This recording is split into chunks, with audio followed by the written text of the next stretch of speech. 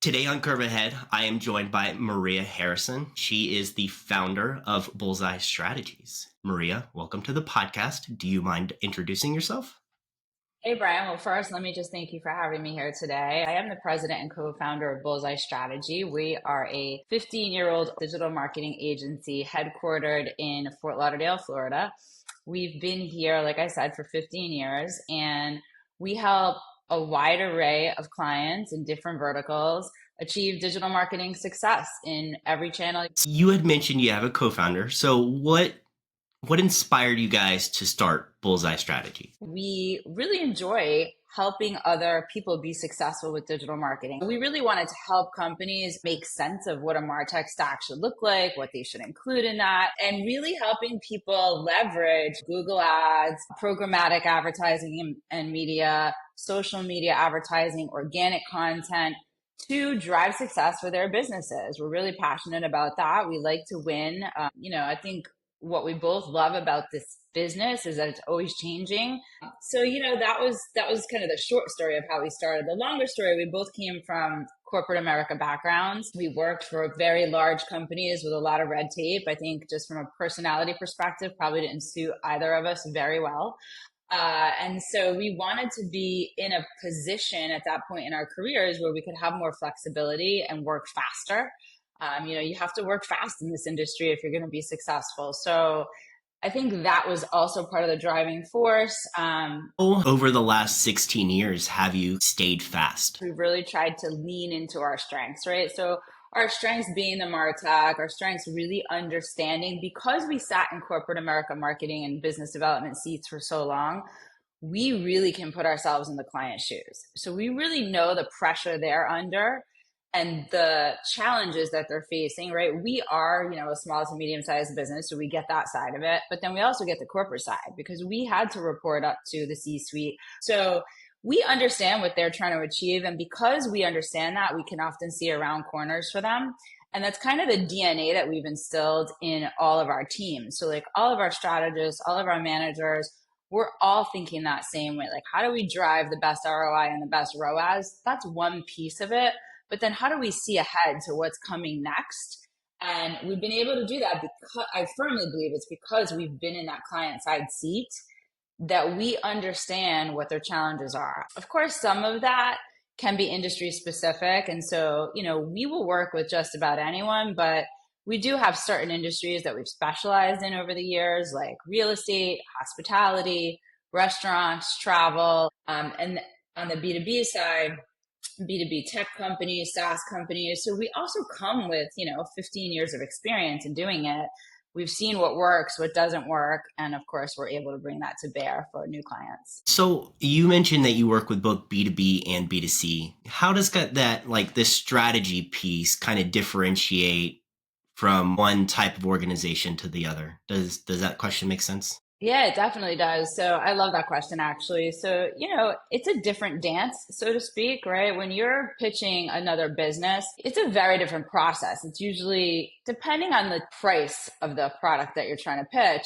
But, a lot of these are big ticket items. They're big commitments because, especially if it's a tech product, you're asking a whole company to shift their tech to a new piece of technology. And so there's a lot of work often involved in that too. So you have these you might have one point of contact at a company, but you're going to always have this larger buying committee that they have to pitch to. And so we are really skilled at helping them have all the resources they're going to need to make the pitch. And something we really lean into, or some things we really lean into in B2B are, of course, content marketing. So, filling the top of the funnel is like the first challenge, but then you got to pull them all the way through. And to do that in B2B, you really have to have strong content. So we lean into things like white papers, webinars, blogs, articles, and then on top of that, we add CRM. So we're a HubSpot certified agency. We can work with any CRM, and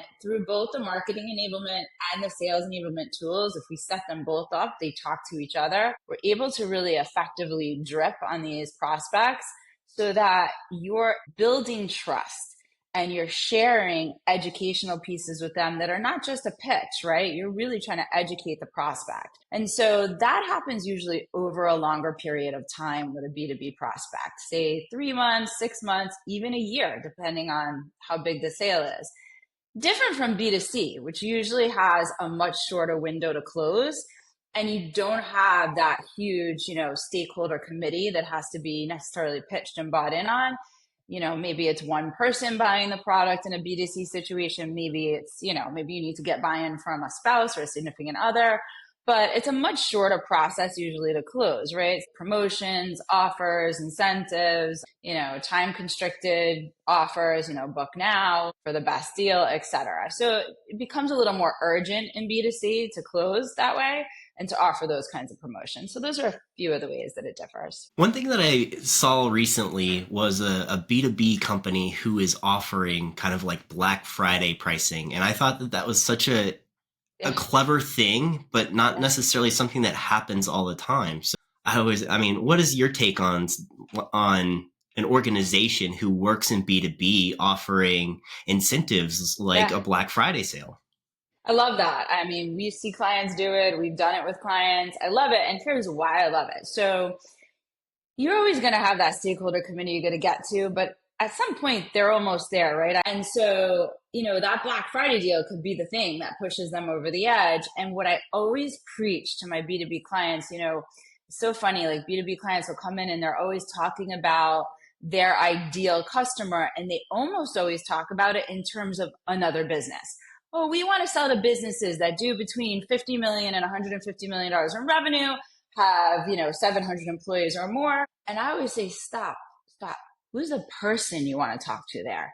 You're still selling to people, right? Who's the person I'm trying to get to? What is that ideal customer profile? It's still a human.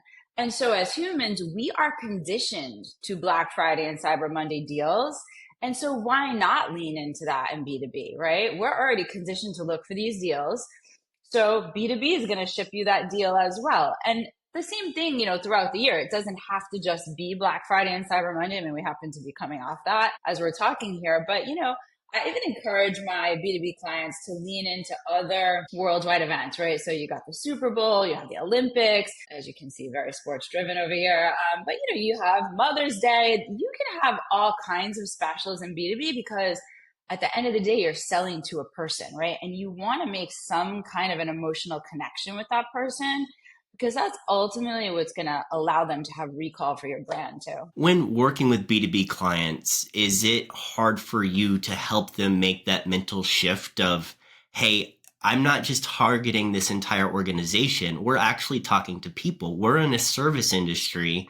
We are trying to serve them what they need at the time that they need it. So is that like a bigger hurdle for you to overcome? So some clients we work with, if we're working directly with a CEO who, oftentimes, especially in a B2B tech company, they're very techie themselves, right? And so they think in very black and white terms, right? And when you're talking about an ICP, an ideal customer profile, it gets a little emotional, right? It gets a little touchy feely. And that sometimes is harder for the tech people to really embrace in the conversation. So there is definitely a big component of what we do at Bullseye Strategy is educating the client, right? So educating our client. And that really starts for us. It starts when we first meet them. So it starts before they're a client. The reason we win deals, I'll tell you right now, like we're often in competitive deals. The reason we win deals with B2B clients and B2C is that we're very willing to be educational through that process, right? So we start teaching them right away. Okay, this is what you need to be looking for. This is what you need to do. And usually we can get some alignment on that and they see the value in it once we explain it to them. If you can explain it logically and show them great results for other clients, which, is our source of proof and truth, right? It's really not that hard. Usually we get them there. So it does vary. Yeah, I mean, honestly, I think it kind of just goes back to how perceptive they are to your messaging and how effective you are with the messaging for education, right? I know that I've got a PM background, so having people come to the table and try to kind of understand what I'm telling them as far as like a project status is has to be done in various different ways to make sure that all your key stakeholders are absorbing the information that they need in order to be effective on your team. So I assume that it's probably very similar for you as well when it comes to educating leaders on how best to attack moving from addressing just an ICP as like this construct to being more people driven. This is the person that you're needing to try to meet with instead. Yeah. I mean, it is, but we again, we educate them through that process. We explain to them, this is, you need to humanize your content and humanize your approach because you need to make that connection with the person. You need to be in a relationship with them before you can get to that stakeholder committee that's really going to help make the buying decision at the end of the day.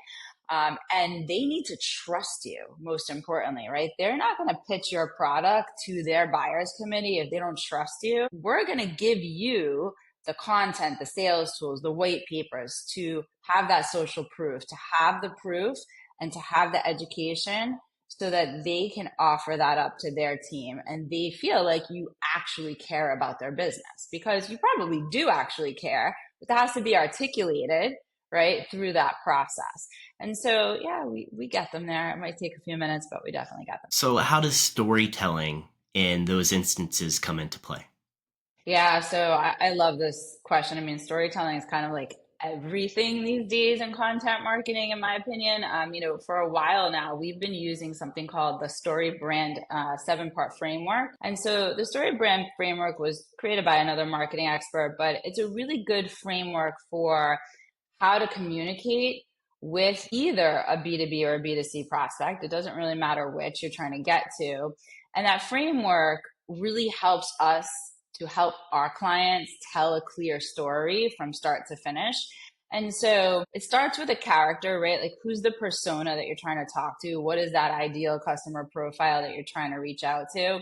And ultimately, the question is, how are you going to make that person the hero of the story, right? Like, I want to make the buyer at my target company the hero of the story, because if he's the hero, then I win, right? So if he or she is the hero in finding the best new tech for their company, or if mom is the hero for planning the best vacation for her family this year, she wins, I win, right? So we make them the hero. And then what's the problem we're trying to solve? We are now the business, the vacation entity, the B2B company. We're the guide. We're going to help them understand their problem, how to overcome the challenges to getting to success, and give them a plan to get to success. And then we're going to motivate them, call them to action to actually get them to commit to the purchase, right? And we do that, like we talked about, with promotions, but we also do that by creating a compelling story, getting them to feel like they literally, if they don't do this, they won't be the hero. There will be failure, right? So getting them to feel that, which might feel like pressure, or it might just feel like they're going to let someone down, getting them to really feel that and connect with that is what's often going to get them over the line to make the purchase. How does your broadcast journalism background influence how you approach storytelling, especially in the digital marketing space? So the same thing is true here in digital, right? So I try to really encourage my copywriters and clients that I work with not to try to be too cutesy or too fancy with their copy. You don't have but 2 or 3 seconds to capture people's attention today. I think, I saw a stat recently, like, we have less attention span than a goldfish now, because Saw that yesterday. Yeah, you have like an 8-second attention span, because why? We're all doing this, right? And we're just scrolling. It's gotta, whatever it is, a subject line in an email, a headline in an organic, an organic post with a good piece of copy in the image. It has to compel me to stop. So it has to make me feel something, and it has to be the lead of the story. And then you can pick up on all those supporting details and facts.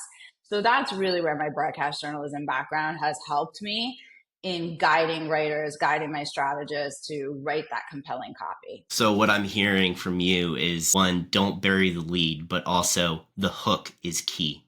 The hook is so key. In another place, I think my broadcast journalism background has really helped me is video. As a broadcast journalism major and working in that industry for a minute before I came into digital marketing, really storyboarding the story that you want to tell in any piece. And you had to be able to do that very fast in broadcast journalism. Obviously, we know now it's even faster, right? You have about 2 minutes that you need to get the word out because of our 24-hour news cycle that we live in.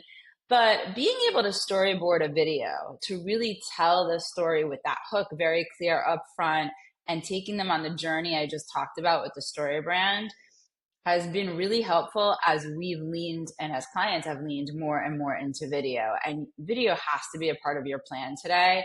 Like, you're just not going to capture enough eyeballs if you don't have compelling video, whether that's in your paid ads, your organic ads, your emails. Like, it has to be everywhere, and it has to be part of that creative asset suite across the board. So let's get into that a little bit more, right? Like, I always think of me and my organization as being video first. And I was having a conversation a couple of days ago, is like, I really wanted to like move into also having a newsletter. And I was like, well, why can't I do both and just use the content that I'm creating in video, take that transcript, run it through AI, help it help me generate enough to I can start putting out newsletters more regularly. And it's like, that just, why didn't it dawn on me sooner? So, I mean, I love the idea of more organizations needing to be video first.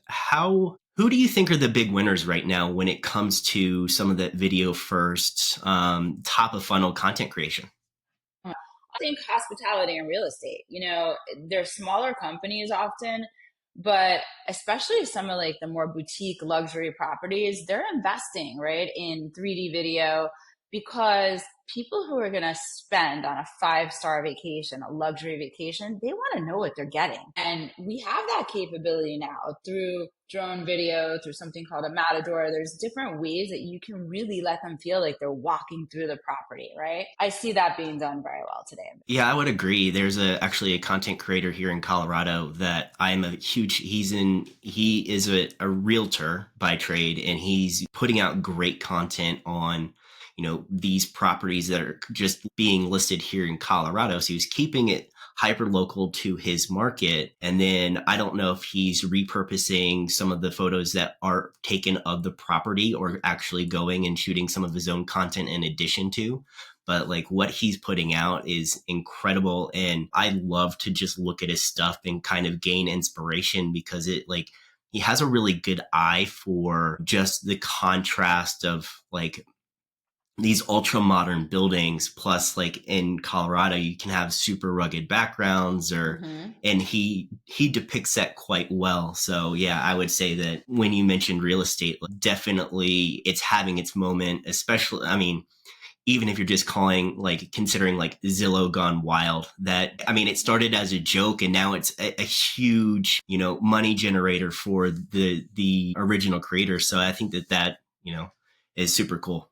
Yeah, whenever we work with luxury properties, so we've been the agency of record for Corcoran Real Estate Group for a long time. We've also done some independent properties here in South Florida. We did not too long ago. We finished selling out a project here in Fort Lauderdale called the Enclave. Really exclusive private home community, custom built homes, all backing up to one of the most prestigious golf courses in Fort Lauderdale. And we primarily did that using video, right? We used a lot of drone video to shoot. And it was interesting because we were shooting vacant lots. And so it's not so easy to sell dirt, right? You're selling a vacant lot. And so you really had to sell the vision and the dream in the video until we got a few of the houses that went vertical. And then, of course, we could start showing the product. But the drone video that shot over those landscapes and facing the golf course, so you could really get that view, but then also shooting the surrounding area so they knew what kind of neighborhood they were going to be living in, because a lot of those buyers came from out of market. We had some in market, but we also had some out of market buyers for this very exclusive community. We could not have done that without the aerial shots from the drone. I mean, it was really key to selling the property. So you had mentioned community, and it seems like you have pretty strong ties to the community surrounding you in Florida. How does that help your business? I love this question, man. I was literally at a lunch the other day talking about this. Listen, we live here. So we also work and play here, and we want this community to be the best it can be. And my partner and I have continuously tried to reinvest in the community since we started the company. So, he serves on a board at one of the local colleges here, the Florida Atlantic University Tech Runway. He serves on the Broward Workshop, which is Broward County is where Fort Lauderdale is, to really try to figure out what's going to attract top talent to this market and what's going to keep them here. And we're facing challenges like a lot of communities are today. I give back through a lot of my time with the Orange Bowl Committee, which is, of course, part of the college CFP and our new playoff system that we have this year. And people think of that often as just a game, but we actually give back quite a bit to the community. We build digital media centers in schools, et cetera. And so why would I do that? As a digital marketing agency owner, we truly believe that if the community is better, our business is better, right? And so we want the kids in the community to succeed so that they continue to make the community strong, right? They are the future.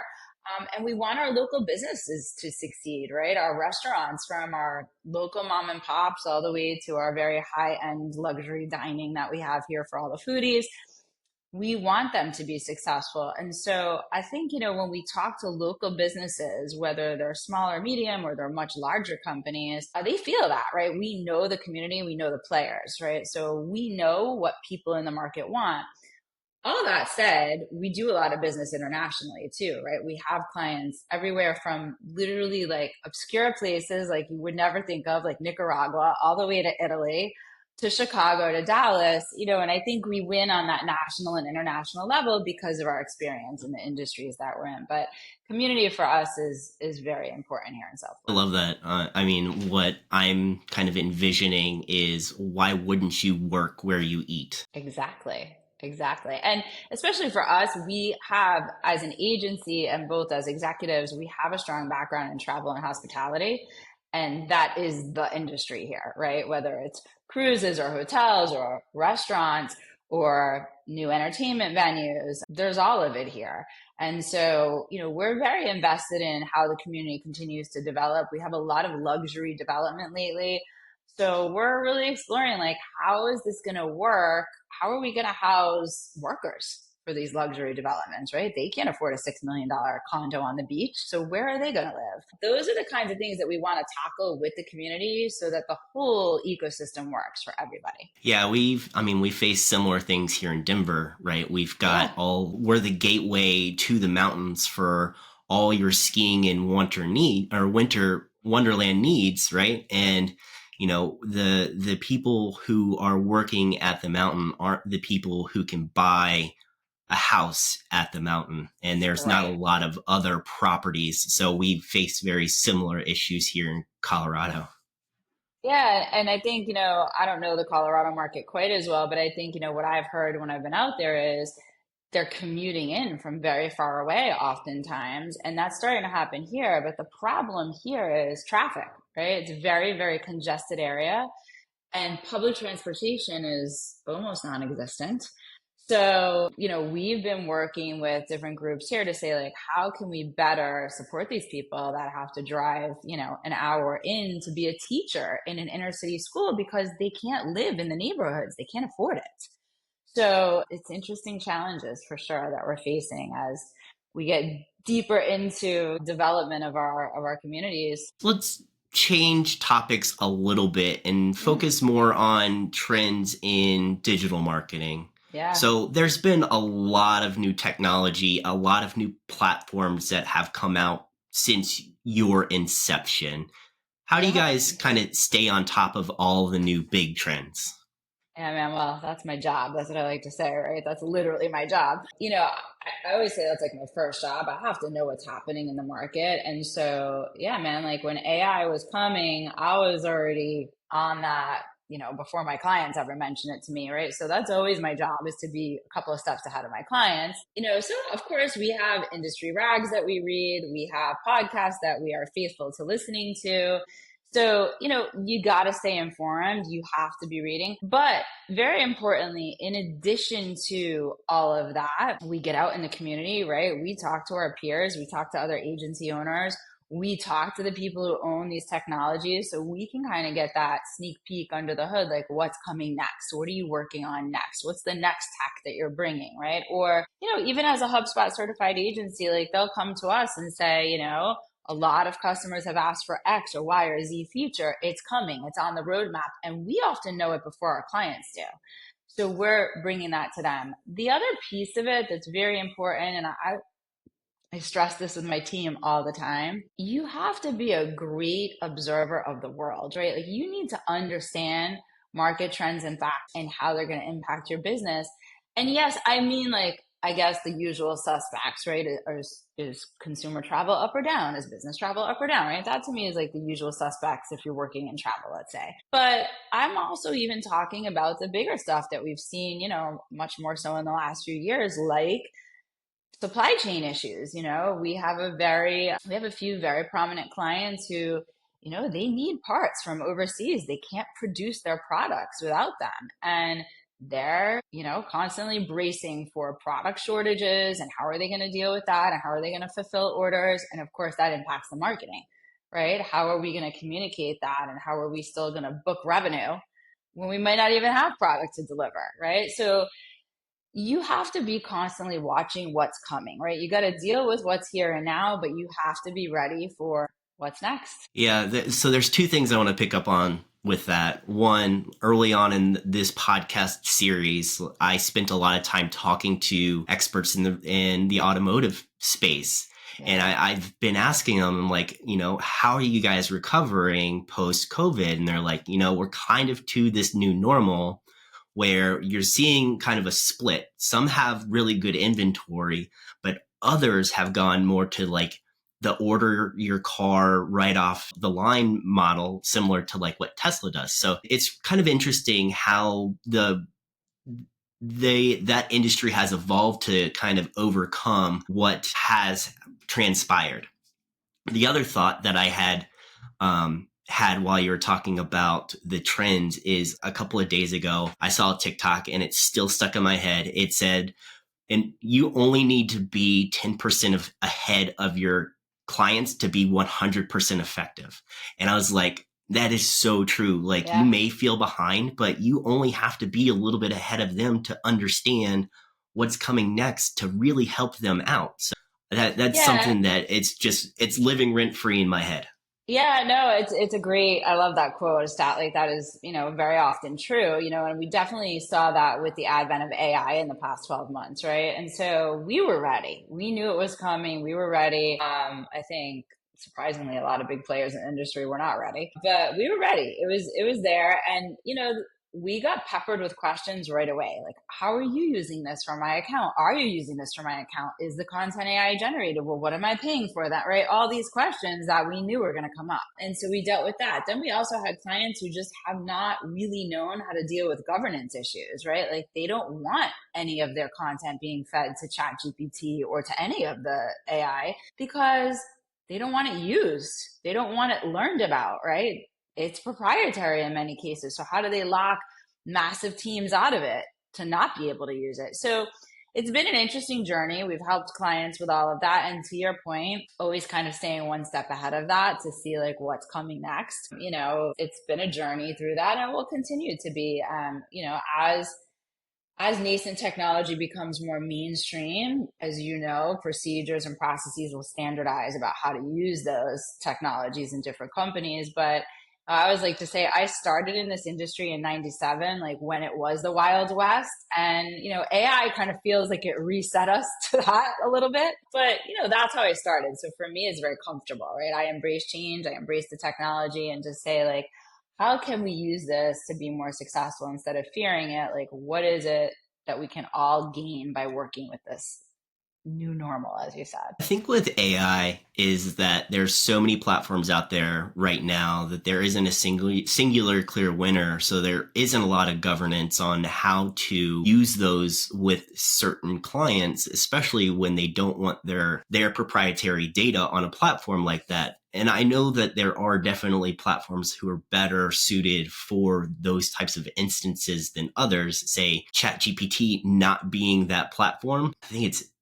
Amazon's, you can set up a Yeah. singular instance and it Yeah. doesn't actually use to train the model back. I'm not super familiar with those. I'm more on the commercial application side. So Well, right. And that's, that's the thing, right? So most small to medium-sized businesses are going to be more on the commercial side because they're not going to be able to make that investment, right? Then you have the bigger companies who maybe want to make the investment, but are not quite sure, right, how to navigate that yet. And so what we're seeing pop up in the industry, and I even have a friend who just started an AI consultancy because they need real guidance, right? They need to know what's workable, what's not, what's going to work with their general corporate governance policies. It's been an interesting journey. I can say for us, we've embraced it. It's it's now integrated into almost every tool we use, right? You see CRMs are integrating it, content management platforms to publish to social media are integrating it, right? It's in your face anyway. You can turn it off, but for the most part, why wouldn't you take a suggestion? You don't have to use it, but why wouldn't you want to get another POV, right? I think of it as a companion or a brainstorming tool or a TA, right? Like it's another companion that can brainstorm with you, give you ideas. You don't have to take the ideas. And it still needs, at least from a content perspective, in my opinion, it still needs a human touch, right? It's content generated by AI can be a little stiff, right? And it can be a little repetitive. And so you still have to massage it and work it to get it to really drive to compelling headlines, hooks, get emotion out of it. But it can be a great research assistant and tool from that perspective, man. I use it more often than I think I probably should. I don't know if I'm becoming reliant upon it like I am GPS, but it is, it's a tool that's there all the time that is so easy to just ask for a second opinion, especially if it comes to brainstorming new ideas for content creation or, putting together questions like this. How can you leverage the tools that are already there around you to better understand information more quickly for whatever your application is? Yeah, and I think some of that is subjective, right? I think it's going to depend on the subject matter that you're asking it about. And sometimes it comes back with, answers that are logical, sometimes not so much. We also use it to improve processes in-house that have no impact on, let's say, the client-facing or public-facing deliverables that we provide, but things that are just helping make our processes more efficient, more, let's say, error-free. So they're improving our accuracy internally. You're able to use scripts. You can have it write scripts for you to upload to other systems and tools. That's going to make those programs more efficient. So it just depends how you're using it. As far as becoming dependent on it, I do think that's a risk for all of us, right? Like you said, do you get in your car and go almost anywhere today without plugging in the address? Like people don't know, they just don't know, right? So it's easy to use the GPS. No one's pulling out a map, that's for sure. Like no one's getting out a paper map. So, to think we used to print directions on MapQuest and take them in the car with us. Like that's not a thing. So you can kind of mindlessly drive wherever. I do think it's a risk, and I do think we still need to teach people. And I think about this from an academic perspective. I teach a marketing honors class at a college prep high school here. And, I think about this from, the student's perspective. Yeah, why can't I just ask ChatGPT to do everything, right? Because, when we were back in my day, when we were kids, we would always tell our math teacher, why do I need to learn this? I can use a calculator. And they would literally say to us, this is in the 80s, you're not always going to have a calculator in your pocket. Well, little did they know, right? That we would have a calculator. And so I get the kids' points, but they still need to have those critical thinking skills to get the tool where it can actually help them to answer the right questions. If you ask the wrong question, it doesn't give you the right answer. So I think, that's where we have to remind ourselves that you're dealing with a tool. You're not dealing with a human. And it's, maybe 15 years from now, this would be a different conversation. But today, it doesn't know everything, and it doesn't always have context for everything that we're asking it. And it certainly doesn't have emotion. Yeah. So I've got two quick questions for you. Yeah. You had mentioned that you teach an honors class. So what advice would you give a young professional looking to get into digital marketing, or Mm. someone who is considering marketing as a career path to make their mark on the industry? Love it. Well, I love the question. So the first piece of advice that I give all these young, up and coming adults in my life, I tell them get internships, man. You got to do internships. You cannot just go to college or go to a certificate program and think that that's going to have you come out as a marketer, right? But go do an internship, do 6 of them through college. If you know you want to work in marketing, you need more internships than anybody else. That's first of all. Go find those. Work for small agencies, work for big agencies, work client side, work in different industries, work in travel, work in B2B, work in whatever industry is interesting to you. So internships. I can't stress that enough. Second of all, as you go through your internship process and you work at these different companies and you see, I would say try to find your passion, right? Fast. And not even necessarily your passion, but maybe find what you're really great at, right? There's going to be, I always tell my students there's qualitative aspects and the soft kind of sciences to marketing, and then there's the analytics side and the more qualitative aspects to it. You're probably going to be better at one than the other.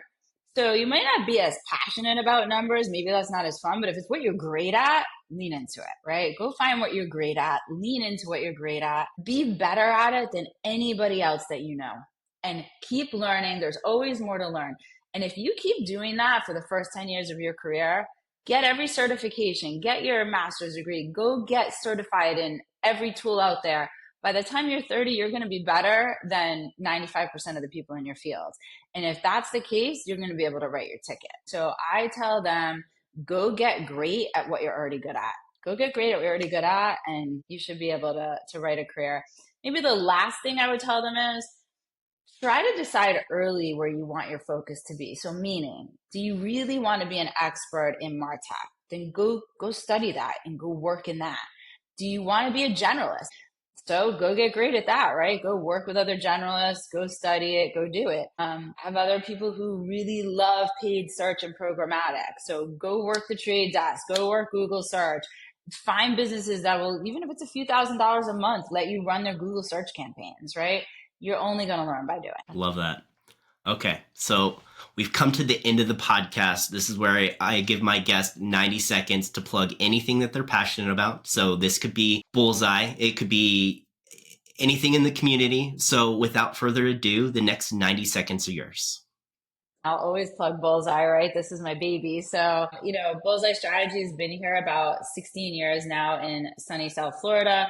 We service clients all over our community as well as all over the world. We have expertise in real estate, hospitality, travel marketing, luxury resort marketing, B2B tech and SaaS marketing, and e-commerce in every digital marketing discipline that's out there, connecting all those things. And I think we do this all really well because of our client side experience. We've sat in client shoes. So we know exactly what they're trying to accomplish, on their end. So that is my shameless plug for Bullseye Strategy. We like to work with great clients. We're really proud of the brands that we work with here at Bullseye. And I would also tell you, we're a smaller agency.